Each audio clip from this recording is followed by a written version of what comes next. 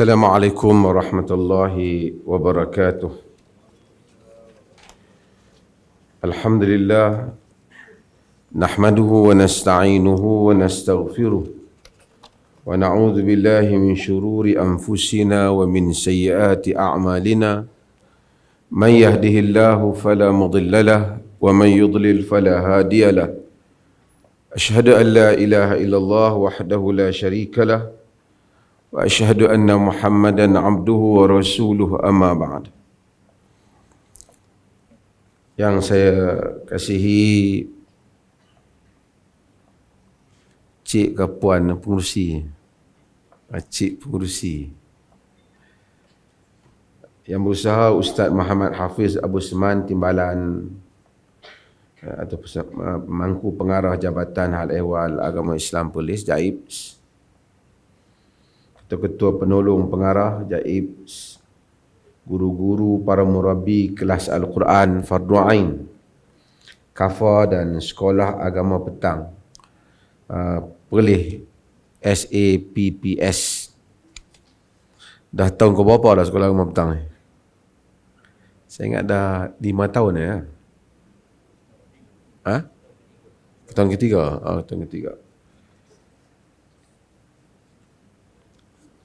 Tuan-tuan yang dirahmati Allah, saya tengok ni yang JAIB sediakan tentang membela akidah Ahlussunnah wal Jamaah.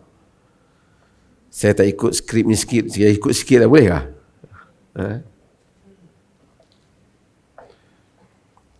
Kita yang pertama ialah tentang Ahlussunnah wal Jamaah. Ini adalah istilah yang sentiasa ramai orang merebutnya dan ramai pihak klaim mendakwa bahawasanya dialah mewakili Ahlussunnah wal Jamaah. Dan sebahagian aliran-aliran tertentu akan menyebut bahawasanya Ahlussunnah wal Jamaah itu dia saja, yang lain tak masuk.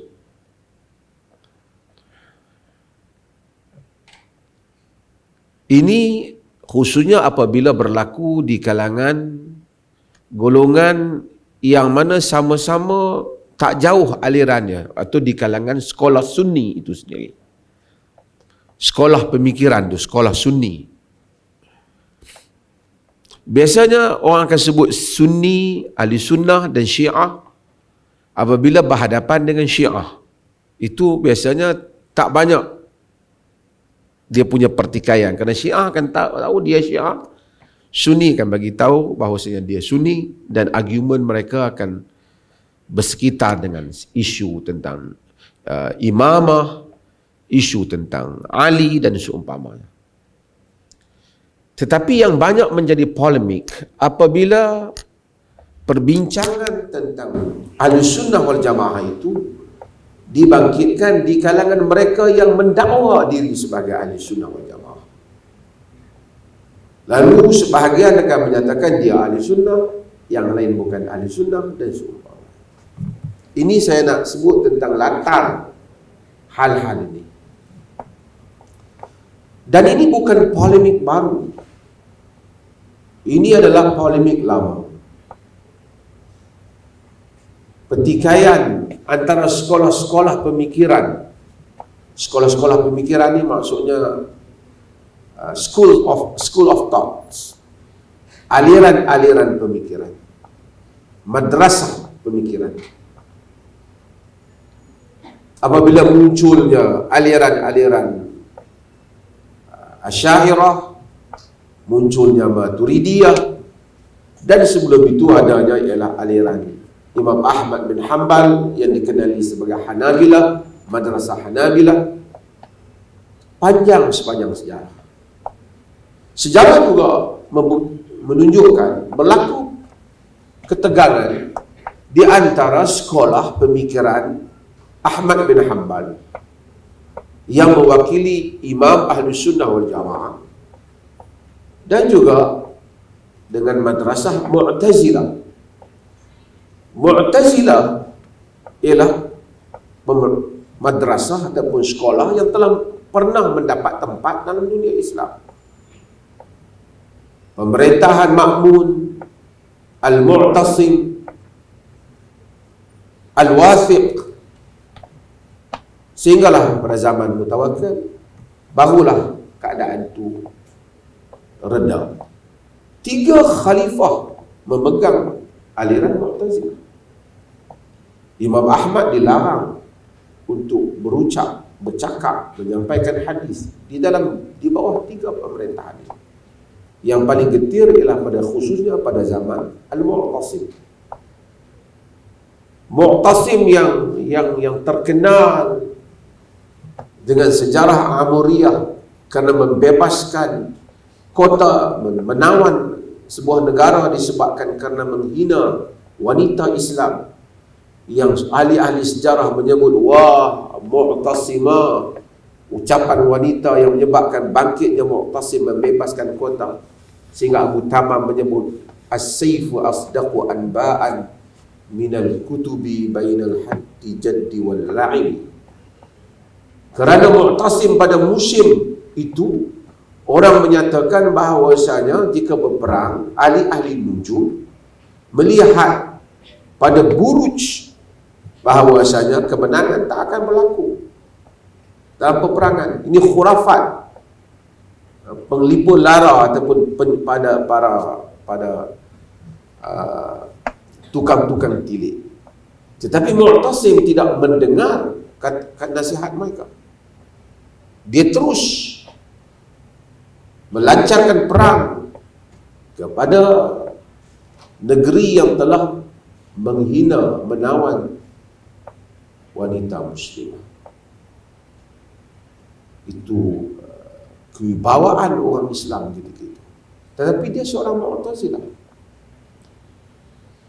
Hanya kerana seorang wanita, Mu'tasim menghantar tenteranya. Sebahagian ahli sejarah menyebut, dia kata, aku menghantar tenteranya, la ujarridanna laka jayshi awwaluha 'indaka wa akhiruha 'indi. Aku akan mengerahkan seluruh tenteraku, kepala tentera itu sampai padamu, ekornya masih berada di sisiku.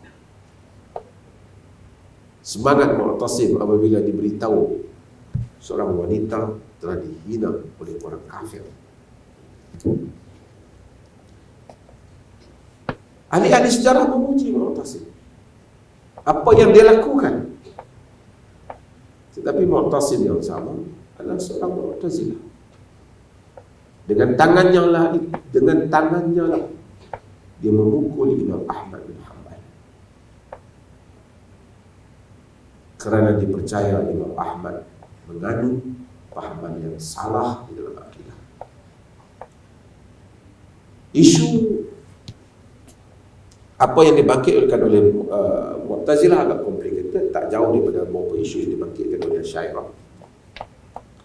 Tetapi saya nak sebutnya ialah demikian sejarah. Demikian sejarah. Mu'tasim yang dipuji oleh sejarah, seorang Mu'tazilah. Imam Ahmad terpaksa menyembunyikan dirinya di bawah pemerintahan Mu'tasim. Al-Baqi bin Makhlad, sebahagian riwayat menyebut ketika dia datang, musnad yang besar dalam hadis, musnad Al-Baqi bin Makhlad, dia tak dapat jumpa Imam Ahmad untuk mengguru.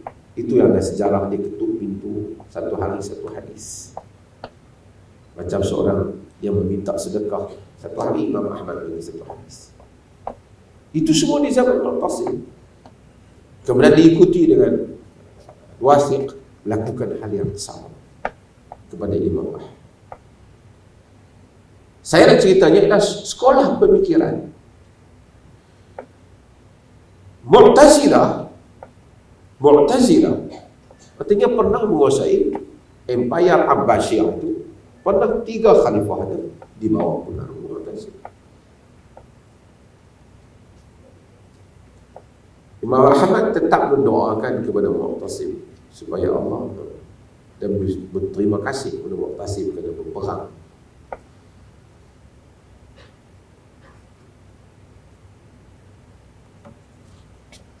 Sikit saya nak sebut, mungkin saya tak tahu ustazah. Krisis yang ditimbulkan oleh Mu'tazilah telah memecah belahkan bukan saja di kalangan ulama ahli sunnah, memecah belahkan saf ahlul hadis, sehingga ahlul hadis ada yang berpecah antara satu sama lain kerana politik masuk campur di dalam masalah akidah. Kalau kita baca dalam hadis, rakan teman Imam Ahmad yang paling rapat ialah Yahya bin Ma'in. Sebab tu banyak riwayat-riwayat tentang Yahya bin Ma'in. Dan Yahya bin Ma'in ni terkenal dengan sebagai satu orang yang syadid, keras di dalam al-jarh wa ta'dil. Jarh wa ta'dil ni ilmu menghukum rawi. Cepat hukuman rawi dia tu keras. Sehingga dia menghukum Imam Syafi'i sebagai dhaif. Imam Ahmad nasihat dia, ya Yahya, inna ainaika lan tara misla Syafi'i. Wahai Yahya, sesungguhnya matamu tidak akan dapat melihat orang seperti Syafi'i. Kau kena insaf. Tapi Yahya terkenal keras. Tetapi akhirnya Yahya bin Ma'in berkrisis dengan Imam Ahmad. Imam Ahmad tak mau bercakap. Dia ziarah Imam Ahmad, Imam Ahmad tengok. Kerana akhirnya Yahya bin Ma'in macam mengalah di hadapan paksaan pemerintah berhubung dengan isu khalqul Quran. Syekh Abdul Fattah Abu Ghuddah menulis buku tentang bagaimana fitnah khalqul Quran dan bagaimana dia telah memecah belahkan ahli hadis. Sehingga ada ahli hadis yang menolak rawi yang lain disebabkan isu ni, kerana dia kau pendirian tak jelas. Yahya bin Ma'in antara yang kena. Tapi saya nak cerita dalam sepanjang sejarah Mu'tazilah, bukan nak cerita, Mu'tazilah juga mempunyai sumbangan-sumbangannya. Siapa yang belajar dalam tafsir, dia akan tahu salah satu kitab tafsir yang penting ialah kitab Al-Kashaf oleh Imam Jarullah Umar Az-Zamakhsyari. Jarullah Umar Az-Zamakhsyari ialah imam Mu'tazilah. Sebab itu ada tahqiq Al-Hafiz Ibn Hajar Al-Asqalani terhadap kitab tafsir Al-Kashaf. Dan dia bangga dengan kitab Kashaf, Al-Kashaf, Al-Kashafi gitu. Dan Kashaf itu adalah sebagai pengubat kepada tafsir. Dia Mu'tazilah. Al-Qadi Abdul Jabbar adalah usul seorang Mu'tazilah. Tetapi dunia Islam, dunia kesarjanaan menghargai sumbangan mereka di sudut bidang itu. Orang tetap menyebut Al-Imam Jarullah Umar Az-Zamakhsyari Mu'tazilah, seorang Mu'tazilah. Imam Ahmad disebat oleh Mu'tasim kerana satu orang tokoh Mu'tazilah yang disebut dengan tak elok lah, iaitu Ahmad bin Abi Du'ad, yang menjadi mufti, ataupun dulu tidak ada istilah mufti, dia panggil Qadhi Quddah, Qadhi utama kepada kerajaan Abbasiyah. Politik mempengaruhi banyak keputusan-keputusan agama, ataupun bukan keputusan agama, banyak pemikiran agama yang lekat dalam pemikiran orang awam. Saya sebut beberapa contoh. Tadi saya sebut Mu'tazilah, akhirnya Mu'tazilah jatuh bila naik datanya mutawakkil. Dunia Imam Ahmad kembali diangkat pada akhir hayat. Tetapi kalau kita lihat dalam dunia Islam di sudut yang lain, saya tak tahu Ustazah ni boleh faham saya cerita? Boleh? Saya nak cerita dia sebelum saya nak masuk oleh Sunnah Jamaah ni, bagaimana kesan kuasa dan krisis polemik yang berlaku dalam sejarah Islam. Itu dia bukan cerita hari ini dia podok tengkak dalam Facebook apa. Ini cerita lama dia cerita. Mazhab-mazhab, hatta mazhab-mazhab yang muncul. Sebab kita tengok, sebab saya kata pun, kita lihat Mazhab yang besar dalam fiqh ialah mazhab Hanafi. Walaupun kalau tanya saya, mazhab apa yang dilihat paling berstruktur, paling kukuh, ialah mazhab Syafi'i. Mazhab Syafi'i. Dari segi kesarjanaannya, daripada bahannya, mutunya, daripada syuruhnya, ialah mazhab Syafi'i. Saya tak kata mazhab Hanafi tak hebat. Tapi mungkinlah kita. Kerana Imam Syafi'i itu ia datang di antara mengimbangi sekolah-sekolah pemikiran ini. Kita ada madrasah mazhab Malik. Orang selalu kata mazhab Malik, mazhab Ahli Hadis dan mazhab Abu Hanifah, mazhab Ahli Ra'i. Itu tidak benar. Mazhab Malik juga banyak ijtihadat, kias-kias yang hebat.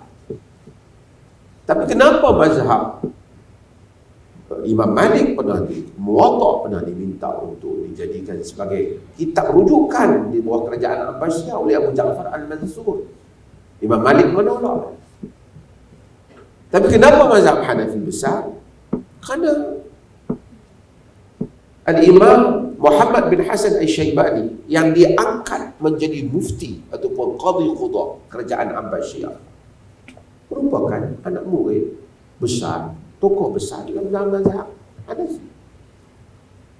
Jadi mazhab Hanafi itu tengok di India, Pakistan, China, Iraq, Mesir, mazhab Hanafi. Dalam Mesir bercampur-campur, tapi banyak mazhab Hanafi. Kesan, padahal beratus tahun dah. Kerajaan Osmaniyah, Khalifah Osmaniyah, mazhab Hanafi. Sebab tu majalah Ahkam Adliyah itu yang merupakan kanun itu ditulis mengikut mazhab Hanafi. Jadi mazhab besar sejarah. Itu sejarah, bukan penghujahan. Tentu kita ada, ini guru Quran ramai. Guru Quran kita qiraat apa kita baca? Kita baca qiraat apa? Duk mengajar Quran, ni qiraat apa? Hafz an Asim. Sebab itulah qiraat yang dipakai di bawah kerajaan Osmaniyah. Banyak lagi qiraat-qiraat lain. Sekarang bila dunia berkembang, di Maghrib umpamanya, di Morocco, mereka kembali mempertahankan qiraat Warash dan seumpamanya. Menghidupkan kembali.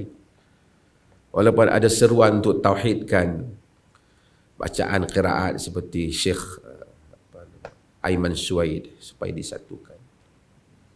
Tapi mereka kata ini qiraat kami ahli Maghrib.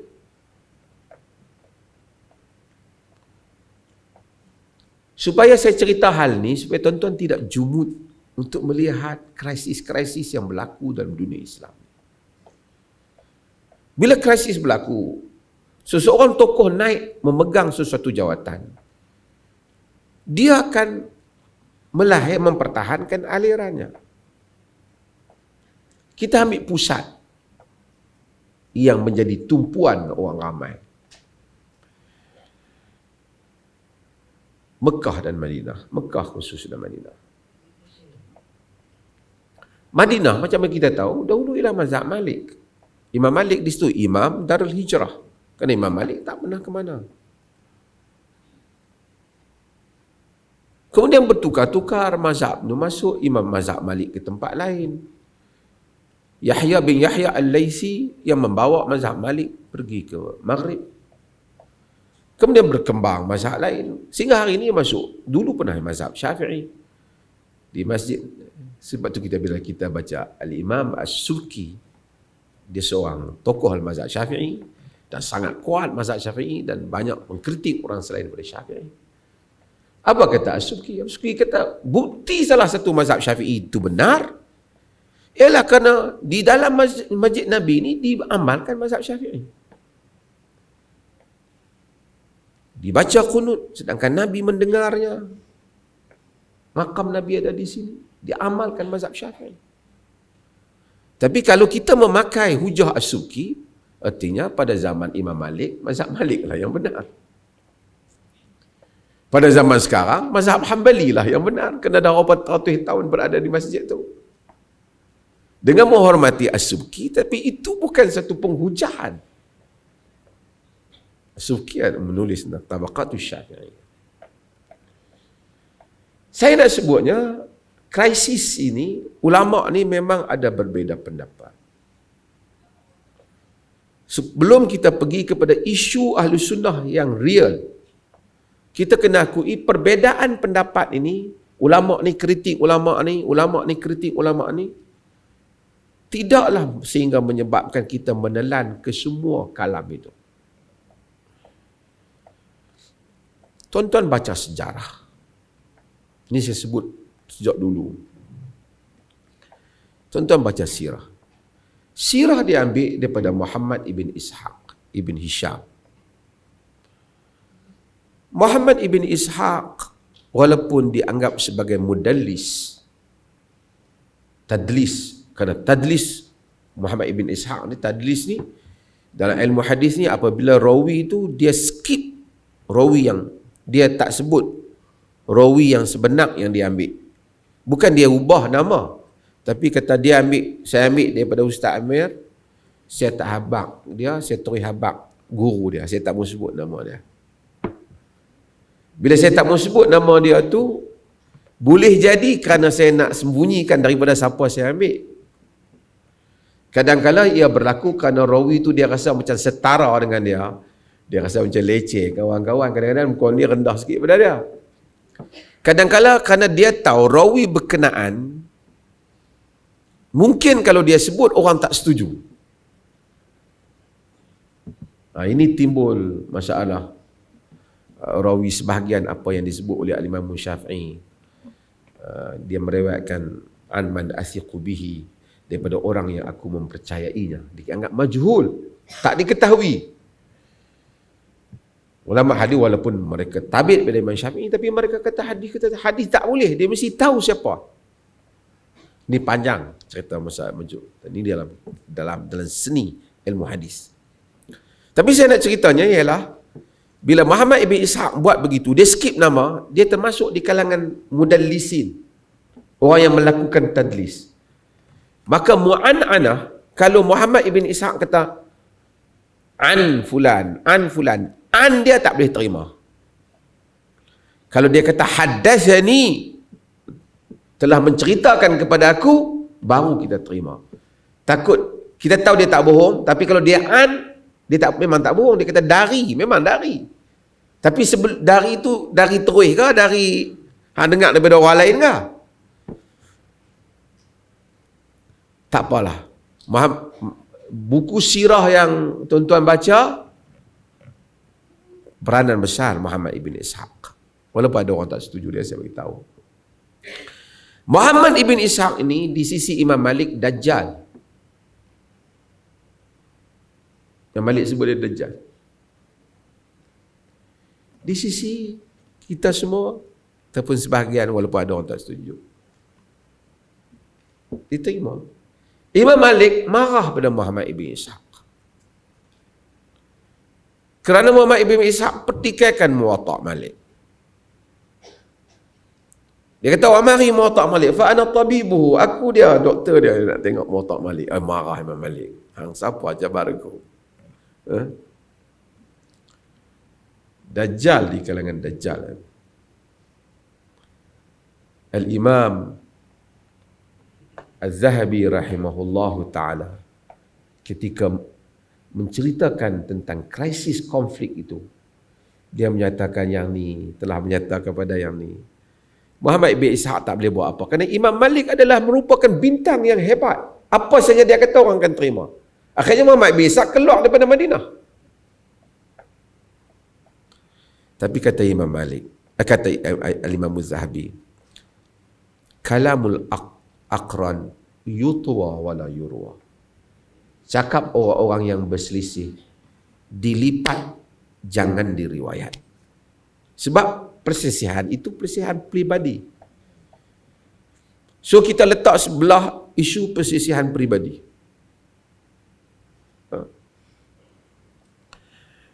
Hatta saya pergi ke Uzbekistan. Di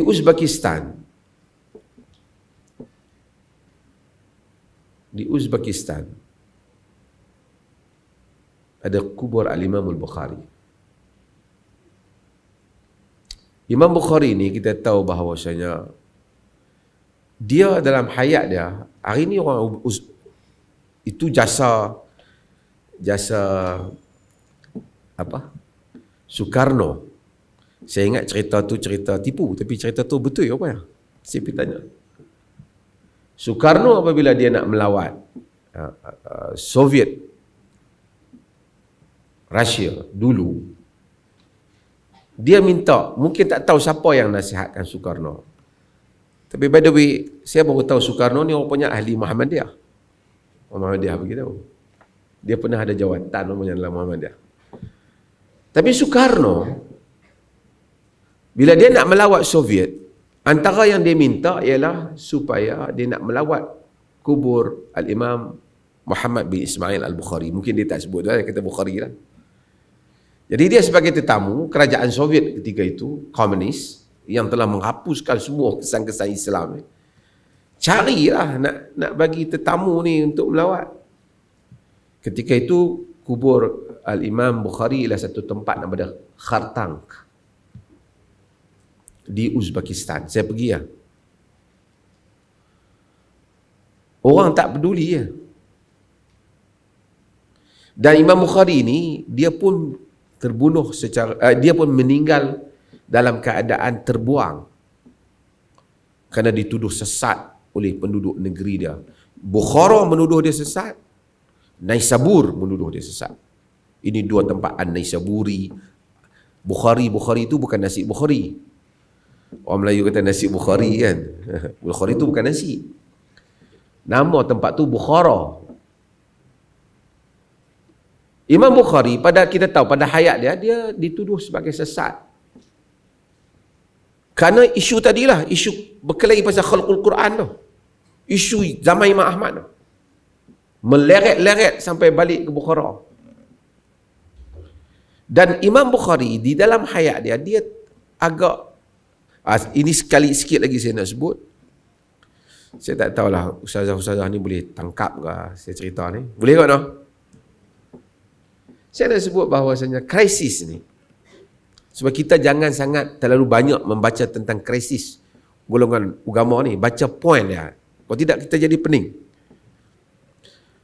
Al-Bukhari ni, anak murid penting dia ialah siapa dia? Imam Muslim. Siapalah Muslim tanpa Bukhari?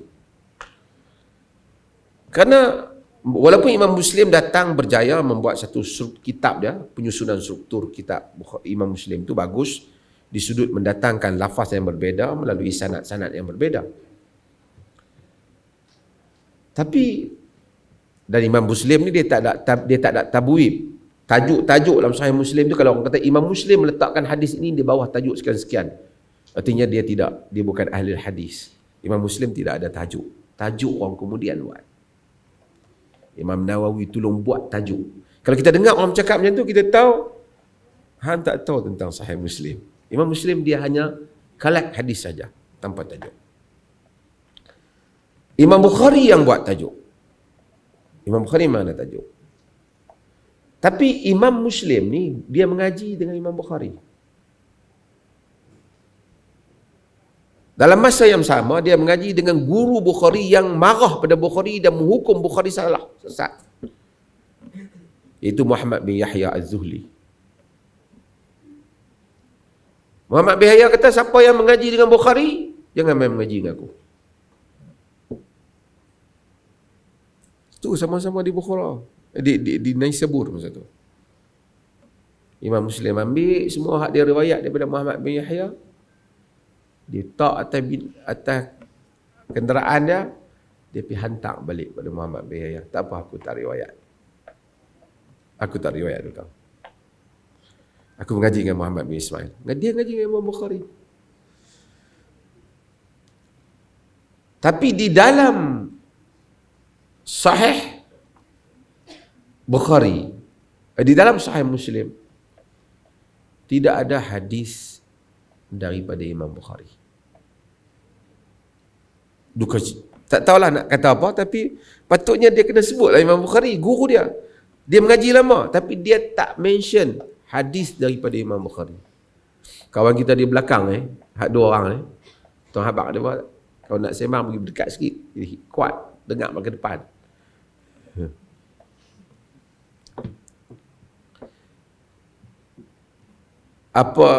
Di dalam sahih Muslim tak ada hadis Bukhari. Tak ada Muhammad haddatsani Muhammad bin Ismail. Ramai orang tertanya-tanya, kenapa Muslim buat begitu? Banyaklah andaian. Imam Muslim tu tak habaq sebab apa. Tapi mungkinlah salah satunya pening gaduh kuat. Teruk orang gaduh. Imam Bukhari pun bawa diri lepas pada tu keluar. Dituduh sebagai sesat. Dalam kes itu. Yang dituduh ni bukan biasa. Semua Muhammad bin Yahya Az-Zuhli adalah merupakan orang yang disebut sebagai ahli hadis Imam Al-Jarh wa Ta'dil fi asrihi. Imam Jarah wa Ta'dil pada zamannya. Maksudnya dialah tokoh kuat pemutus rawi yang boleh diterima dan tak diterima.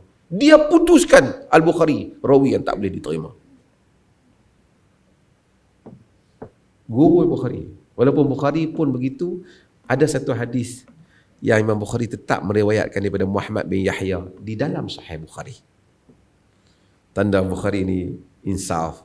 Tak apalah dia buat kat aku, tapi dia tu siqah. Dia ambil, ada hadis.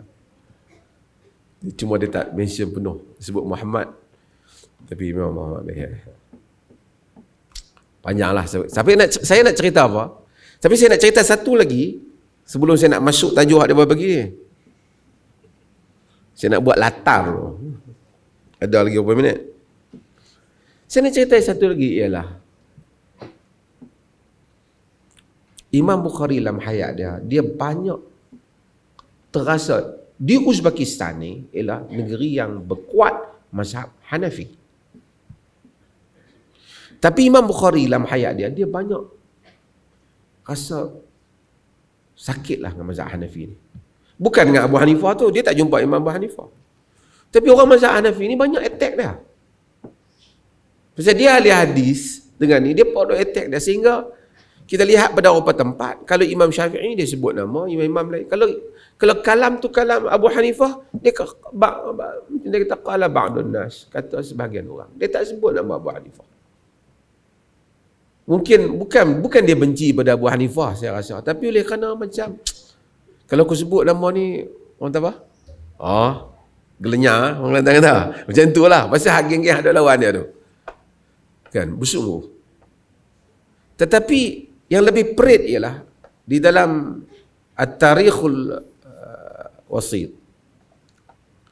At-Tarikhul Kabir, Al-Bukhari menyebut dia menukilkan kalam Sufyan. Bukan kalam dia, tapi dia nukil tanpa mengulas. Lam yulad fil Islam mauludun ash'amu min. Pada hari kematian Abu Hanifah, tidak lahir di dalam Islam anak yang lebih sial daripadanya. Berat tu. Tapi itu bukan kata-kata Bukhari. Tapi Bukhari menyebut kata-kata itu dalam buku dia, nukilan daripada orang lain. Tapi dia tak ulas. Patutnya dia kena ulas. Tak patutlah kata macam ni. Tapi dia tak ulas. Dia diam. Saya rasalah Bukhari ni terkenal dengan warak. Macam ni, hampa ni taksub sangat tu guru hampa tu. Ni aku nak sebut satu kata-kata orang tentang dia. Jangan hampa duk rasa. Macam tu saya rasa. Bukan kerana dia sokong kata-kata tu. Apa yang saya nak cerita tuan-tuan? Saya nak cerita kita akan dengar banyak krisis di dalam sepanjang sejarah. Kalau orang cerita ulama dulu lagi ilmu banyak tak pernah berkelahi pun, kemudian dia berkelahi. Ni semua cerita dongeng. Krisis mereka lebih dahsyat. Kenapa? Kerana yang mengendalikan ilmu ini ialah human, manusia. Ada sedih dia, ada suka dia, ada marah dia. So kadang-kala di dalam menimbang ilmu pengetahuan, kita mestilah juga menimbang sudut kemanusiaan. Bukan semua ulasan orang kita terima pada zaman dulu walaupun dia sarjana besar. Walaupun ada kata-kata buruk pada Abu Hanifah, kita tak terima. Walaupun ada kata-kata mendaifkan Imam Syafi'i, kita tak terima. Walaupun yang keluar itu mulut Yahya bin Ma'in. Kita tak terima. Kita menimbang, bukan kita telan semua kata-kata orang yang lepas. Balik kepada poin yang diminta ni. Kadang-kala ada ulama mengeluarkan orang ni daripada ahli sunnah, kata kau ni bukan ahli sunnah. Kalau itu pandangan personal di atas krisis antara mereka, dia tidaklah boleh ditelan sebegitu rupa sahaja. Mestilah ditimbang dengan timbangan ilmu. Sehingga kita dapat menyatakan adakah dia ni bermazhab ahli sunnah wal jamaah ataupun bukan bermazhab ahli sunnah wal jamaah, ataupun sentimen antara satu sama lain apabila mereka berkelahi.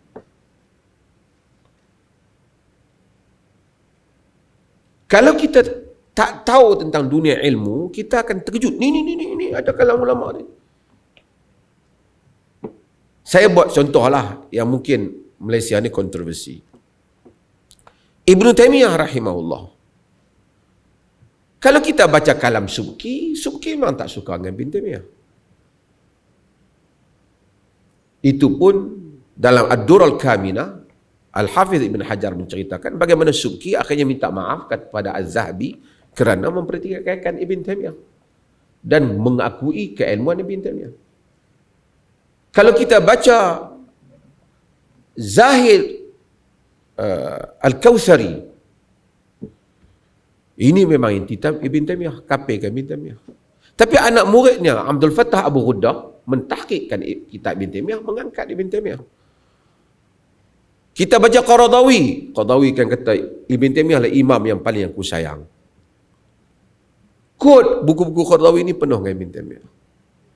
Kita baca orang tak sealiran dengan tu, dia kata Ibn Taymiyah macam-macam. Kita baca Maulana Abul Hasan Ali An-Nadwi, dia tulis kitab Al-Hafiz Ibn Taymiyah. Khas kitab tentang Ibn Taymiyah.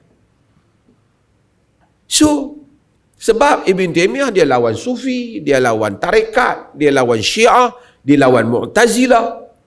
Dia juga mengkritik Asy'ariyah, mengkritik Maturidiyah. So of course dia akan ada banyak orang yang tentang dia. Dan daripada aliran-aliran. Sebahagian yang menentang dia ghulu dalam penentangan tu. Sebahagiannya sederhana. Tapi saya bukan nak beri kredit pada Ibn Taymiyah, tapi kalau siapa yang menentang Ibn Taymiyah, dia baca Ibn Taymiyah sendiri. Ibn Taymiyah lebih sederhana di dalam menghukum orang-orang yang berbeza dengan dia. So, bila kita nak menghukum aliran ahli sunnah, bukan ahli sunnah dan seumpamanya, kita kena lihat kepada fakta, bukan kepada sekadar nukilan orang. Sekarang ni banyaklah siapa kata Ibn Taymiyah ni bukan ahli sunnah. Siapa quote Ibn Taymiyah tak jadi ahli sunnah, jadi Wahabi. Sedangkan Ibn Taymiyah ni berapa ratus tahun sebelum Muhammad Abdul Wahab. Muhammad Abdul Wahab tu mai kemudian.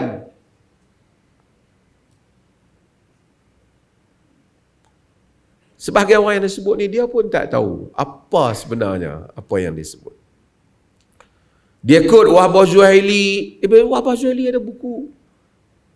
Quote Ibn Taymiyah. Bahkan Wahbah Zuhaili memuji Muhammad Abdul Wahab lagi. Dan saya nak buat ground ini bagi jelas supaya, tapi kami baca kau ni kata macam ni. So kita tak base kepada apa yang orang kata. Di dalam isu kepercayaan kita base kepada fakta. Ahli sunnah wal jamaah baru masuk. Ahli sunnah wal jamaah di negeri Perlis ini adalah sesuatu yang termaktub di dalam perlembagaan negeri sejak 1948. Saya rasa kebanyakan di sini ada yang lahir tahun 40. Tak ada. Sebelum kita semua lahir lagi, istilah Ahlussunnah wal Jamaah tu telah diletakkan di dalam perlembagaan negeri Perlis.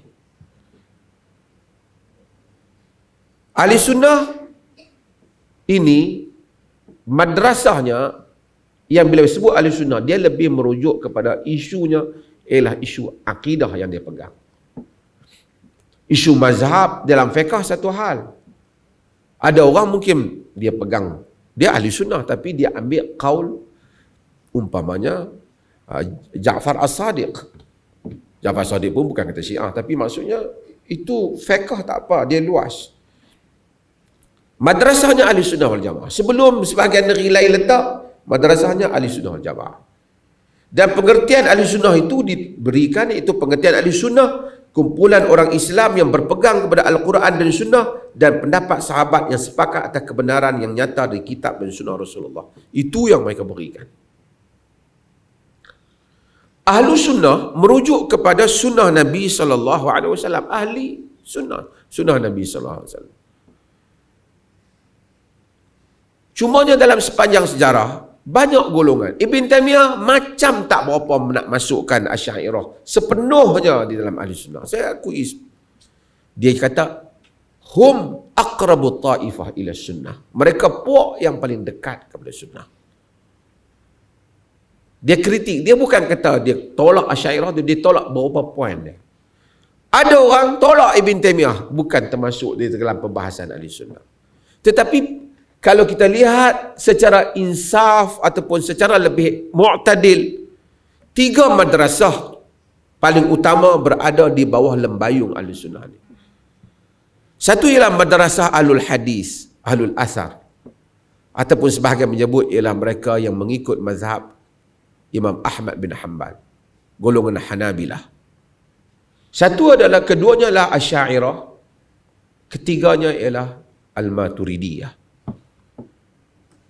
Bila berlaku krisis, kritik mengkritik, barulah mai kawan ni tendang, kawan ni keluar, kawan ni tendang, kami masuk. Ini perkelahian, macam saya kata tadi. Tapi daripada dulu Imam Ahmad, Al-Imam Az-Zahabi umpamanya, baca buku dia, Kitab Al-Ulu, aliran dia ialah Hanabilah. Dia bukan Asy'ariyah. Kalau kita kata keluar dari ahli sunnah, kita kena buang Al-Imam Az-Zahabi, kena buang Al-Imam Ibn Qayyim, kita kena buang Al-Mizzi, kita kena buang banyak tokoh-tokoh. Sebab tu perkelahian yang berkelahi ini duk tendang, kau dia keluar, kau dia masuk dalam sunnah, ini perkelahian sentimen. Ahli sunnah merujuk kepada apa yang ada di dalam kitab dan sunnah. Kemudian, apakah hal, saya nak sebut sikit, berdasarkan poin yang disebut ni. Mereka minta saya sebut tentang penglipur lara. Di dalam madrasah sunnah itu sendiri, kadang-kadang orang tu ahli sunnah tapi dia buat benda salah. Macam orang kata, ni jin baik, jin Islam. Kan? Bukan kata jin. Orang Islam pun ada yang macam dengan jin. Kan? Bukanlah tanda bila dia Islam tu terus jadi baik. Bukanlah tanda apabila kau tu menyatakan saya daripada madrasah ahli sunnah wal jamaah, maka dia tak buat benda-benda yang menyanggahi ahli sunnah wal jamaah. Berlaku. Dan dalam kes isu-isu yang paling sensitif yang berlaku sepanjang sejarah agama, ialah apabila golongan agama, ustaz-ustaz macam kita ni, dia orang ni, ustazah-ustazah ni juga, dia rasa macam kalau dia nak buat satu-satu tu supaya orang terima benda tu, dia kaitkan benda tu dengan agama. Dia kaitkan hal tu dengan agama. Nak buat amalan tertentu, dia yang reka amalan tu. Cuma dah adalah amalan tu baca, dia kata ikut sunnahnya, kalau dah perempuan mengandung, kena baca surah Yusuf bagi anak segak. Tak, itu nak baca, you baca lah. Tapi jangan kaitkan Nabi suruh. Jangan kaitkan Allah suruh. Kerana tidak ada had nas yang seperti itu. Petua-petua ni muncul. Petua. Nak menyatakan bahawa ini ada kelebihannya, mesti ada bukti daripada Allah dan Rasul. Nak kata Allah suruh hal ni. Allah suruh hal ni. Mesti ada bukti daripada Allah dan Rasul. Buktinya mesti Quran. Sebab itu, di dalam sepanjang sejarah, Quran bila datang, cuba kita baca Quran. Quran marah pada orang jahil, orang ahli maksiat, zina dan seumpamanya. Tapi banyak serangan Quran kepada siapa? Kepada ahlul kitab. People of the book.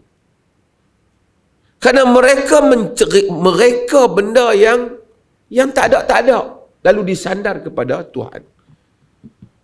Fawailu lilladzina yaktubuna alkitaba biaydihim. Thumma yaquluna hadha min indillah liyashtaru bihi thamanan qalila. Fawailul lahum mimma katabat aydihim wa wailul lahum mimma yaksibun.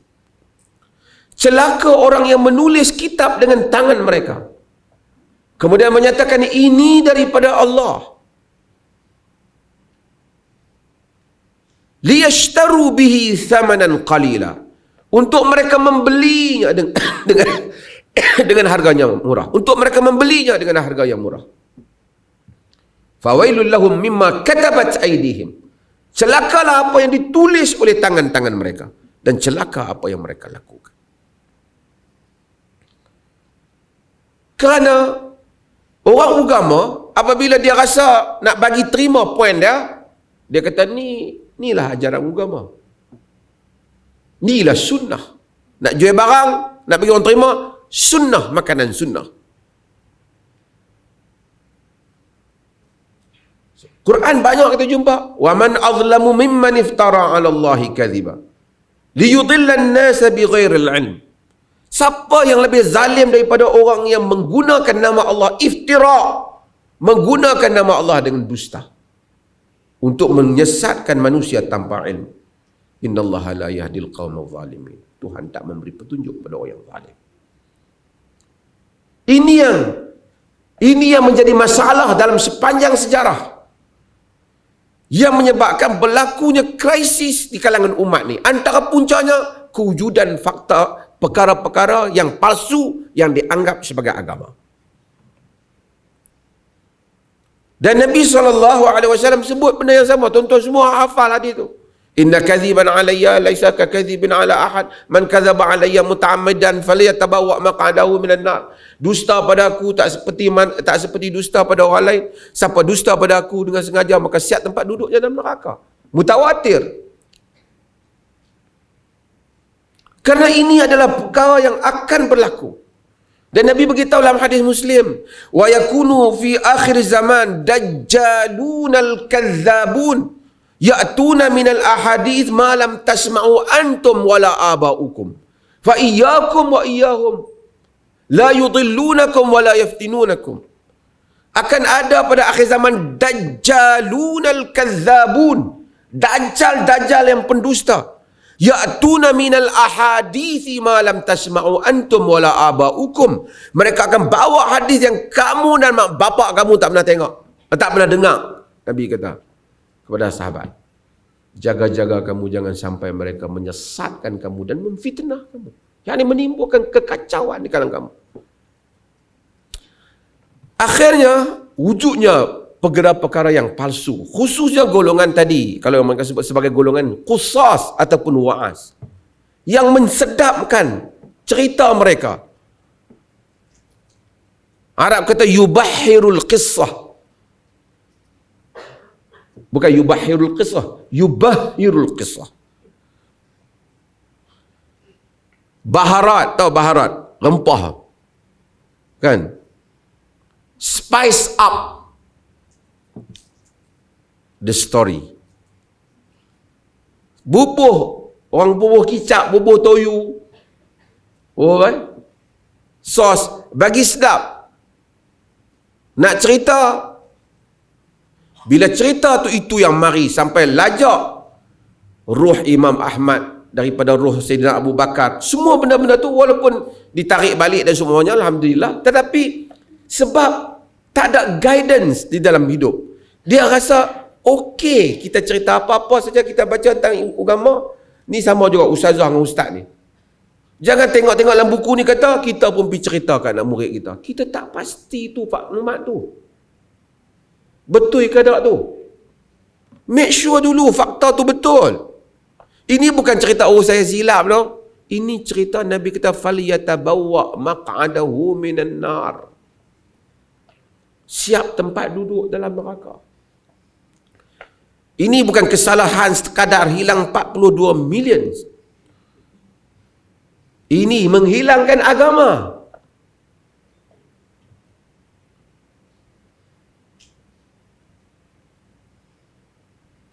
Ini menghilangkan agama. Sebab tu Nabi SAW ingatkan hal ni. Pertama kita nak kena protect the originality of the source, of the reference.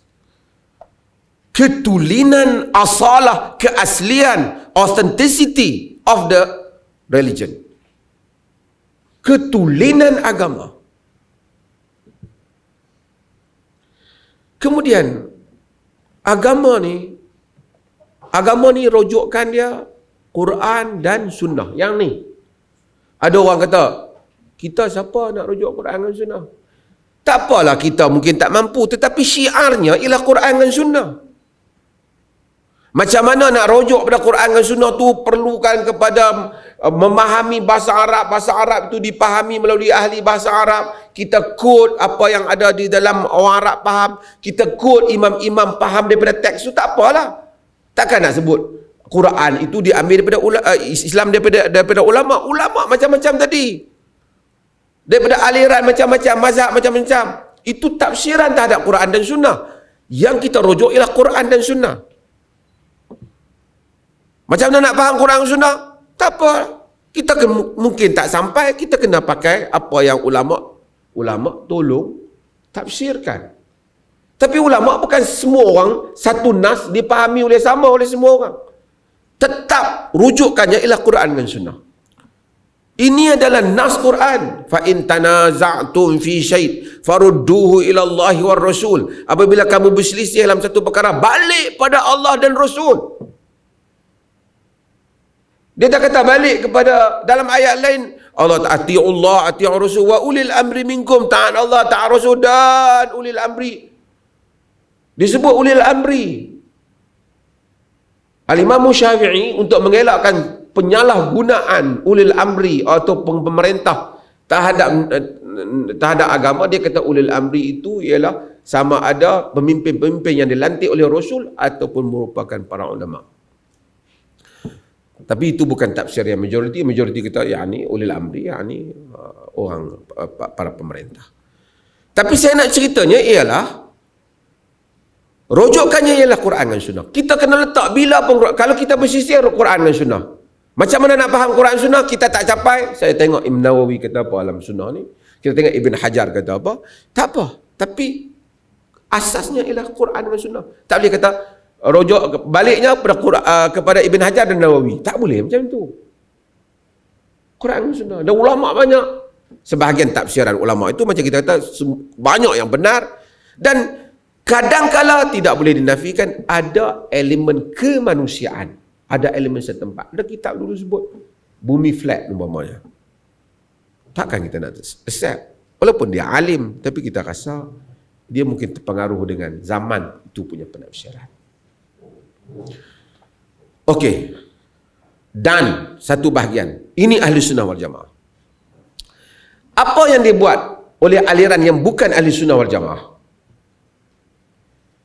Core dia Quran dan Sunnah ni dia tak mau. Yang ni akan jadi halangan berada. Dia pergi pada benda lain. Dia Quran dan Sunnah ni kita siapa nak faham? Kalau dia kata sebab tu kita kena banyak pergi baca buku tafsir, belajar ulum tafsir. Tak apa. Dia awak mari ganti dia apa? Dalam duk kritik puak yang suka Quran dan Sunnah ni, dia perkenalkan satu benda. Ni mimpi dia. Ingat dia kritik orang yang duk kata Quran dan Sunnah ni, dia nak habaq pula kena mengaji ilmu tafsir, usul fiqh. Tak apalah. Itu asal. Ganti dia dalam duk kalut marah orang Quran dan Sunnah. Dia main cerita mimpi. Kasyaf. Selak apa? Selak terai dapat hukum. Selak terai dapat hukum. Orang kata baca Quran bagi hukum, mu siapa? Selak terai bagi hukum boleh pula. Dia kata pok-pok selak tirai bagi hukum ni yang pertahan agama. Imam-imam. Bagi tahu, suruh tanya dia, imam mana yang kata selak tirai ni? Daripada imam-imam yang muktabar ni. Imam mana? Ibn Taimiyah rahimahullah. Ibn Taimiyah rahimahullah. Mengiktiraf apa yang dinamakan Al-Qalbul Ma'mur, kata Ibn Taimiyah. Qalbul Ma'mur, maksudnya hati Al-Qalbul Ma'mur bit-taqwa. Hati yang dipenuhi dengan takwa, kata Ibn Taimiyah. Tarjihat dia disinari oleh Allah, dan sebab itu firasat orang-orang bertakwa ni rajih, kata Ibn Taimiyah. Tapi bukan mengatasi hukum. Maksudnya Hatta Ibn Taimiyah kata dia sandarkan kalam kepada Umar, aqribu min afwahi al-muti'in fa innahum yanzuruna bi nurillah. Dekatilah kamu mulut-mulut orang yang taat, kerana mereka melihat sesuatu dengan cahaya Allah. Ibn Taimiyah akui. Ibn Taimiyah kata orang soleh, pandangan-pandangan mereka, walaupun kadang-kadang tidaklah apa argumen dia setara mana, tapi kalau benda tu memang nas dia macam tu, kalau antara dua nak tarjihkan, orang soleh tu, kata Ibn Taimiyah, kuat pandangan dia. Kerana nur tu, nur. Kasyaf tu. Ibn Taimiyah panjang dia cerita masalah kasyaf dan nur dan seumpama. Kata antara hujah Ibn Taimiyah, hadis yang kata Dajjal itu maktub baina ainaihi kafir. Dajjal tu antara mata dia ditulis kafir. Dan Nabi SAW kata yaqra'uhu kullu mu'min. Semua orang mukmin boleh baca. Qari'uhu wa ghaira qari'ihi. Orang mukmin yang boleh baca ke, yang buta huruf, semua dapat baca kafir di dari Dajjal. Itu nurullah, baca dengan kasyaf, baca dengan ilmu Allah. Ibn Taimiyah tiara. Tapi bukan benda tu mengambil tempat syariat. Kita tengok satu orang bagi pandangan hukum ataupun pandangan pendapat, bukan hukum, pendapat. Saya ni patut tak terima dia ni, minang saya ni. Kita tanya satu orang soleh. Dia kata, Allah lah, saya ada rasa macam tunggu hak lain kot. Walaupun bukan hujah, kalau kita terima pun taklah haram. Tapi itu pandangan orang saleh. Mungkin Allah campakkan kalimah yang benar pada lidah dia, di atas kesalehan dia. Kita terima hal-hal yang seperti itu, kasyaf, karamah, kita terima. Tapi ia bukan hujah syarak. Dia tak boleh mengambil tempat Quran dan sunnah. Dalam hal-hal kehidupan, kita dengar nasihat orang soleh. Tapi kalau orang soleh bagi pendapat nas, Nabi kata macam lain, dia kata macam lain. Sebab itu kalau tidak, mazhab Umar, mazhab Ibn Abbas, semua kita kena ikut. Tak. Mungkin kita ikut Ibn Umar, mungkin kita ikut Ibn Abbas. Ini masalahnya, apabila mereka cuba menggantikan Quran dan Sunnah dengan mimpi dia, dengan kasyaf dia, dengan karamah dia. Lama kelamaan, siapa yang sebut Quran dan Sunnah? Wahabi. Tapi kalau benda ni amalan ni Tok Guru Ana ambil lah mimpi. Oh, Masya Allah. Ahli Sunnah wal Jamaah. Dia nak pergi ke situ tu. Okey. Di dalam Ahlus Sunnah wal Jamaah, di atas apa pun mazhab, orang yang nak sebut Abu Hasan Syari ni, kita Asy'ariyah. Kita tak entah baca ke buku Abu Hasan Syari ni? Abu Hasan Syari lah kata kita duk ambil mimpi ni semua. Dia ingat Abu Hasan Syari ni mana? Dia ingat Syari kampung dia. Abu Hasan Syari ada kitab dia. Sebagai mereka tak mau terima Al-Ibanah tu, walaupun Ibn Asakir sebut Ibanah tu, bukan orang kemudian sebut. Tengok dalam Maqalat Al-Islamiyin, buku Abu Hasan Syari yang diterima oleh semua. Adakah benda-benda macam ni? Abu Hasan Syari ni tentang isu khalqul Quran, isu-isu itu yang mereka ni masuk main semua khurafat-khurafat ni. Tahyul dengan petua apa semua. Main mana petua pelik-pelik ni? Ini Ahlus Sunnah wal Jamaah, Asy'ariyah Maturidiyah. Kok mana Asy'ariyah Maturidiyah ni? Masa bila Abu Mansur Al-Maturidi sebut benda ni pula? Dia duk bahaskan tentang taksim sifat. Khurafat semua di bawah lembayung ni. Sedangkan dua-dua tokoh ni tak terlibat dengan hal seperti itu. Okey. Oleh kerana agama ada market dia. Agama ada market dia. Orang ni ayat ni, berapa dia ayat ni? 5 gepang. Bubuh gamak satu ustaz, setelah dibaca sekian, jadi RM5. Tu pun betul. RM50 orang beli. Oleh kerana agama ni ada market, ada pengikut, ada harga yang boleh orang bayar atas guna nama agama. Ramai orang ingin menggunakan nama agama. Ramai orang akan gunakan. Maka kita tengok, saya buat isu contoh. Isu tabarruk. Boleh tak sebut? Penganjur tak sebut dalam ni senarai? Boleh tak? Isu tabarruk. Dia tak apa-apa ni. Wahabi betul. Tolak tabarruk. Hatta baca fatwa perleh tak ada lah Wahabi. Duduk. Baca fatwa tabarruk perleh. Kita iktiraf tabarruk. Boleh mengambil berkat. Nabi dan sahabat telah melakukannya. Nabi berkat. Takkan siapa nak nafi? Nabi berkat.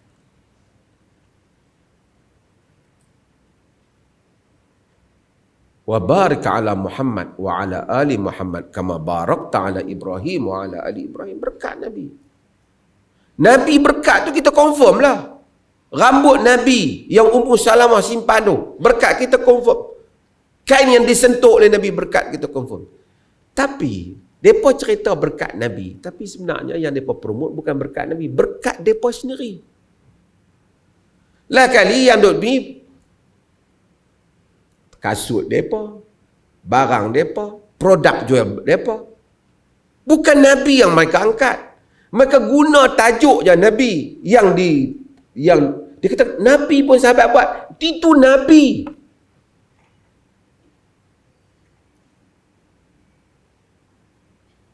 Semua ni nama Nabi. Nabi mari pondok saya. Sampai menangis-nangis Nabi main pondok dia. Ceramah. Adakah, pertama, saya yakin dia dusta ya. Tapi adakah kerana lambang dia cinta Nabi sehingga dia berkhayal Nabi mai? Tak. Supaya orang kata pondok dia hebat. Supaya orang kata pondok dia hebat, tok guru pondok tu lah yang hebat.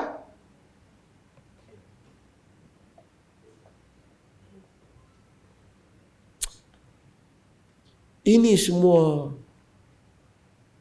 bisnes, persaingan. Saya bukan kata salah siapa nak pakai selepang apa, tapi ini semua pakaian-pakaian ini tak salah, tapi perebutan kepada pengaruh.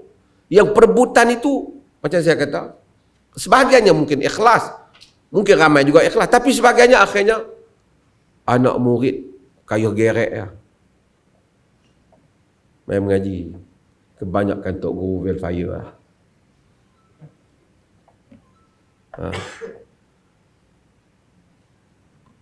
Kalau dia memang ada bisnes dia sendiri, dia tak no issue. Tapi you could macam saya sebut ni, bahagian komersial jenayah, komersial menjumpa. Ada tahfiz. Sengit dia tahfiz dia. Bawa gambar tu merata. Tuan-tuan insya-Allah untuk rezeki lebih berkat, Allah akan kutip duit. Tak buat tahfiz tu.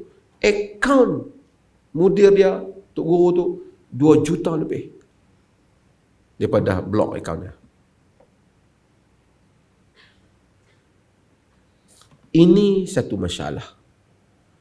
Bila kita kritik, dia tak jawab kritikan kita tu. Dia kata depa ni tak percaya keberkatan. Dia divert. Kita percaya keberkatan. Tapi aku tak percaya pasti hang tu berkat betul ke tak? Bukan berkat Nabi, masalah berkat dia.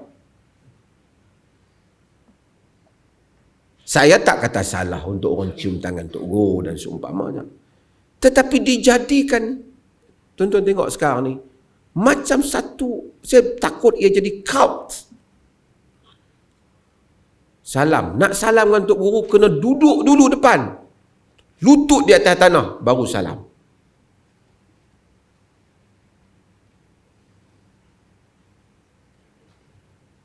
Dan kalau dia setakat satu adat, hormat saja, tak apa.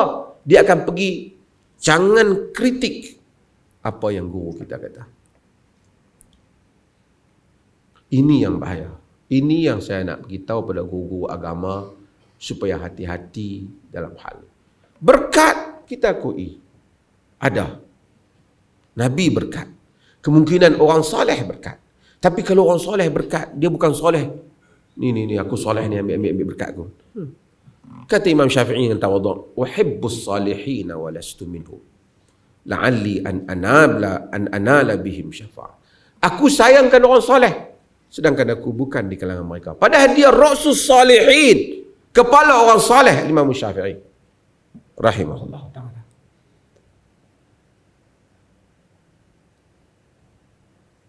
Satu. Berapa? Dua. Tiga. Wih, saya nak kena pergi Sungai Cucuh tapi sikit ya.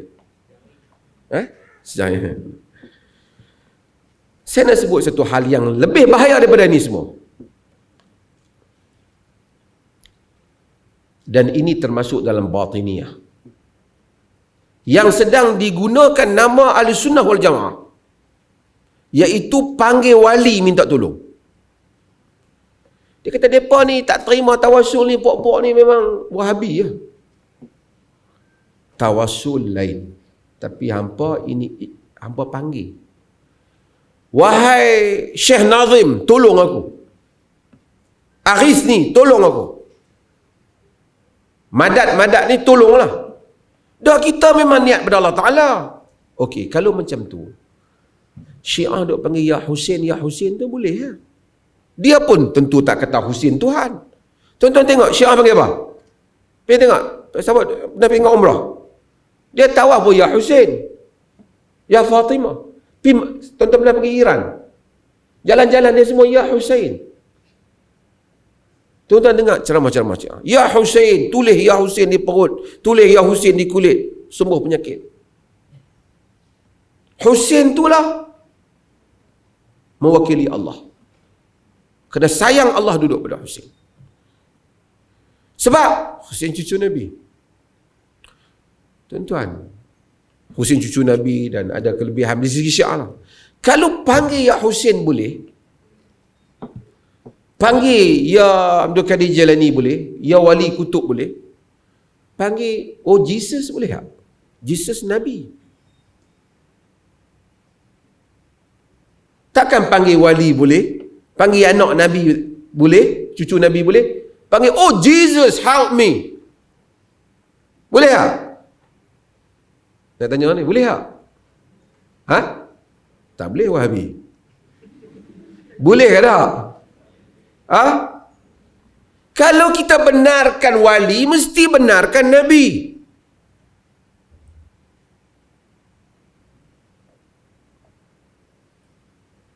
Dia pun tak kata Jesus Tuhan.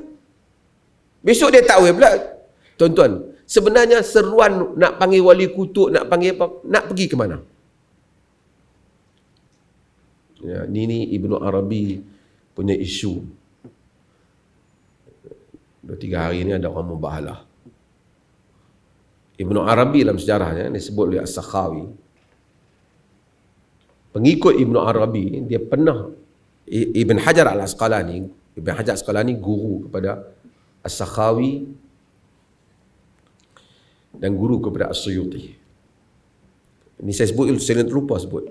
Al-Imam Ibn Hajar ni dia hebat, tapi dia ada 2 orang nak murid dia yang selalu bergaduh. Satu nama dia As-Suyuti, seorang nama dia As-Sakhawi. Dua ulama hadis. Bergaduh bukan peringkat kata hang tak betul, aku tak betul. Lawan kafir mengkafir. Al-Kawi ala Sakhawi. Kau ni jawab. Kalau kita baca pergaduhan mereka. Kafirkan antara satu sama lain. Pendusta, pembohong. Asyuti kata, As-Sakhawi kata kat Sayuti. Sayuti pun balai dah. Dua-dua anak murid Ibn Hajar. As-Sakhawi kata,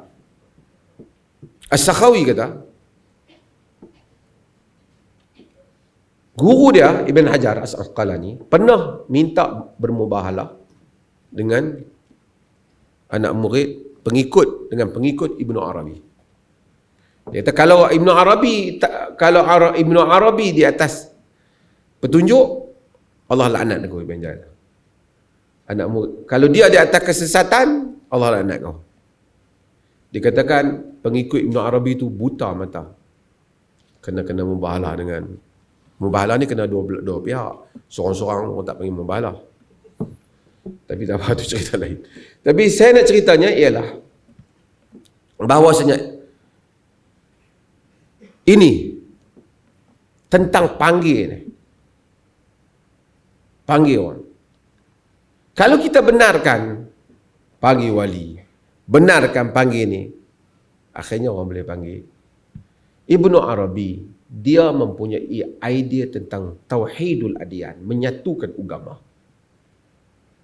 Dia panggil Jesus, dia maksudkan Allah. Dia panggil Hussein, dia maksudkan yang tolong Allah. Dia panggil Abdul Qadir Jalani, dia maksudkannya Allah. Dia panggil Wali Kutub, dia maksudkan Allah. Semuanya maksudnya Allah. Jadi tak perlulah duk ya Rabbana. Kita siapa nak panggil terus Tuhan ni? Kita kena melalui wali. Wali, okey. Tapi kalau melalui Hussein lagi tinggi lagi. Kan? Hussein lagi tinggi. Lepas pada ni Syiah kata, apa salahnya kami panggil Ya Hussein? Hampa panggil Ya Abdul Qadir Jalani boleh. Lepas tu Kristian kata, kami panggil Jesus tak boleh. Lama-lama ikut-ikut kita semua boleh kan? Kita yang penting maksud kita kan, niat kita. Artinya tak ada agama tauhid. Tak ada lagi. Wa anna masajida lillahi fala tad'u ma'allahi ahada. Sesungguhnya masjid untuk Allah tak ada diseru selain Allah. Tak ada. Dan ini kalau orang tak setuju, sekarang orang tak setuju siapa panggil Wali Kutub, Wahabi. Kalau saya tak setuju orang panggil Ya Hussein, lagi Wahabi. Kalau saya tak setuju orang panggil Jesus, ni Nabi, bapa Wahabi.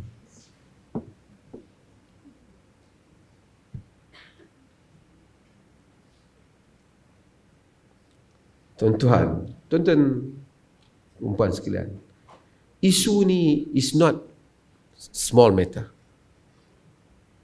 Is something behind. Tidak ada benda di belakangnya. Tuan-tuan mula tengok polemik duk berkelahi mazhab ni, aliran ni bila? 10 tahun dulu tak macam ni. 20 tahun. 10 tahun dulu tentang, tuan-tuan tengok, membesarkan kubur di Iraq dan seumpamanya dibiayai oleh Amerika. Syiah sendiri dibiayai oleh Amerika. Bukan kerana Amerika suka Syiah. Tapi krisis ini, akhirnya tidak ada agama lagi yang salah.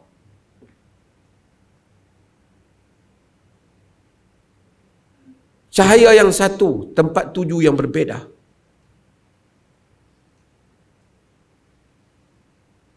Sebab itu kita perlu kekal di atas mazhab, di atas pegangan Ahlus Sunnah wal Jamaah di dalam tauhid.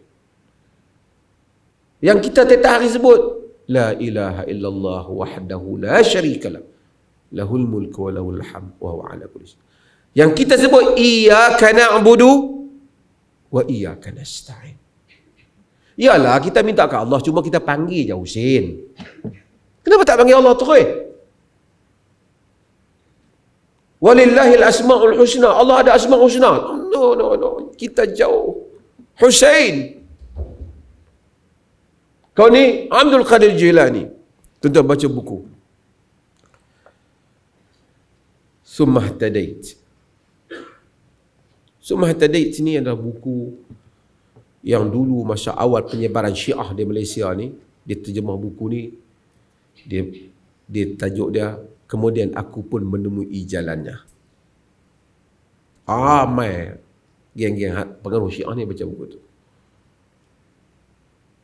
Dalam buku ni, antara argumen dia berdialog dengan seorang Sunni yang mana dia tu sentiasa bertawassul dengan Abdul Qadir Jilani. Sunni ni, dia seolah-olah orang tu adalah represent, mewakili ahli sunnah. Dia kata, keturunan berapa Abdul Qadir Jilani dibandingkan keturunan Nabi? Jauh. Kalau kau duk panggil dia, kami panggil Baqir, Imam Baqir. Kami panggil Husain. Kami panggil cucu-cucu Nabi yang dekat. Kami tawassul dengan mereka. Tidakkah kami lebih dekat daripada kamu? Pada Nabi. Sehingga dia tu kata, betul juga. Kalau kita iktiraf perbuatan seperti ini boleh, kita kena iktiraf apa yang Syiah buat selama ini benar. Ni nak iktirafkan jumpa Nabi tiap-tiap malam. Main pondok dia, lepas tu Nabi pergi pondok kawan lain pula. Dulu Al-Arqam ditangkap kerana kes ni. Kerana ada dialog. Al-Arqam ni, dia dialog. Syari dialog dengan Nabi. Dia buat rakaman. Nabi cakap Melayu. Dalam dialog tu, tuan-tuan, tengok, saya ada rakaman tu dulu. Nabi panggil kat Syari, Tuan.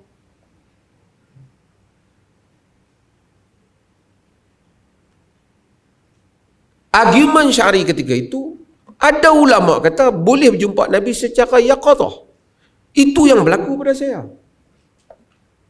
Tuan-tuan, sepanjang sejarah ramai orang yang mengaku jumpa Nabi secara yaqadatan dan membuat dakwaan yang berbagai-bagai. Siapa yang berminat boleh baca buku tentang Imam Mahdi sepanjang sejarah. Imam Mahdi ni bukan seorang. Ramai orang mengaku Imam Mahdi. Ni tarekat-tarekat ni pun, hak ni Syekh Nazim tu pun dia mengaku Mahdi juga tu. Mahdi yang blessed dah. Saya masih ingat, saya dalam kuliah. Siapa belajar di Jordan ni? Ustaz. Sekali duduk dalam kelas dengan Syekh Salah Khalidi, dah satu orang mengatakan, Assalamualaikum Syekh. Assalamualaikum, dia kata. Ana Imamul Mahdi. Ana Imamul Mahdi. Uridu an atakallam linnas.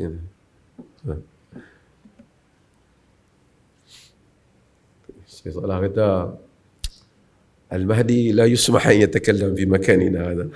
Imam Mahdi tak dibenarkan bercakap di tempat kami. Dia duduk bagus pula Imam Mahdi. Tapi siapa baca sejarah Imam Mahdi, semua Imam Mahdi ni dakwa mereka jumpa Nabi. Bukan mereka dakwa. Siapa baca Mahdi di Sudan, Mahdi di Sudan yang paling berjaya dalam sejarah Mahdi. Ada kerajaan berjaya menghalau British, berjaya membuka empire, memerintah dengan adil berapa tahun. Mahdi di Sudan, orang ramai bermimpi Nabi memberitahu dia Mahdi.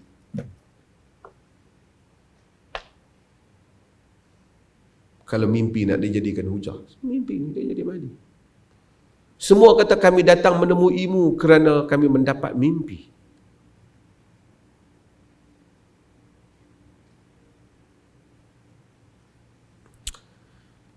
Tuan-tuan, sebab itu agama ini dia muntabit. Allah tutupkan fitnah ni kepada kita. Al-yawma akmaltu lakum dinakum. Hari ini aku sempurnakan untuk kamu agama kamu. Sempurnanya apa? Fa in tanaza'tum fi syai' farudduhu ila Allah war Rasul. Bila kamu selisih, rujuk Allah dan Rasul. Kalau saya hang sesat, pasal apa? Semalam aku mimpi man Nabi kata hang sesat. Mai besok ni hang lagi sesat. Oh, aku sesat. Malam tadi Nabi mai habaq aku, hang pun sesat. Apa kita nak buat kalau semua pakat duk main-main macam ni? Kita benarkan tu satu hamba Allah tu pi umrah, balik takdan balik umrah, buat live kat Madinah, habaq kata dia jumpa Nabi yang perempuan tu. Nama saya pun sebut sekali. Kita nak buat apa? Sebab tu kita kata ahli sunnah, rujuk Quran dan sunnah, mereka jadi sensitif. Kita siapa rujuk Quran Sunnah? Habis, ganti dia mimpi ni lah. Dia akan berlaku penyatuan agama, macam saya beritahu tadi. Penyatuan agama. Semua akhirnya, orang Islam akan dengar, oh Jesus. Apa beda? Kita pun, ya Hussein. Kita pun, ya sekian-sekian. Tuan-tuan, di nisbah ada penggolongan tarikat. Kalaulah diandaikan amalan mereka betul dalam memanggil wali-wali itu, pasal apa hampa panggil wali tarikat hampa saja? Hampa panggil untuk apa? Nak mustajab doa. Kenapa hampa tak panggil Abu Bakar, Umar? Takkah ini lebih paling manusia yang lebih afdal? Kenapa hampa tak panggil Nabi Muhammad? Kenapa hampa panggil wali hampa? Kenapa hampa pergi panggil wali Pulau Besar Melaka? Kenapa hampa pergi panggil apa? Hak di apa Singapura? Apa Noh? Kan? Kenapa hampa panggil wali itu? Sebab ini adalah market, perniagaan, perebutan kumpulan, perebutan pengikut. Saya tarikat A, saya kena pastikan seruan tu semua merujuk pada wali yang kiblat tarikat saya. Tarikat ni. Kalau benar, ya Abu Bakar Siddiq, ya Umar bin Khattab, pasal apa tak? Tuan-tuan, duka cita semua kumpulan-kumpulan ni lilit serban bubuh keliling Ahlus Sunnah wal Jamaah. Mereka namakan diri mereka. Ia bukan Ahlus Sunnah seperti mana yang kita fahami daripada teks yang ada di dalam kitab dan sunnah, dan ini adalah merupakan fitnah yang Nabi kata, iyyakum wa iyyahum la yudillunakum wa la yaftinunakum. Jangan sampai mereka menyesatkan kamu dan memfitnah kamu. Terima kasih banyak. Wassallallahu ala nabiyyina Muhammad walhamdulillahi rabbil alamin. Tuan-tuan faham saya cerita kasih seorang-seorang untuk faham tadi ya. Minta maaf banyak kalau ada terkasar bahasa. Terima kasih.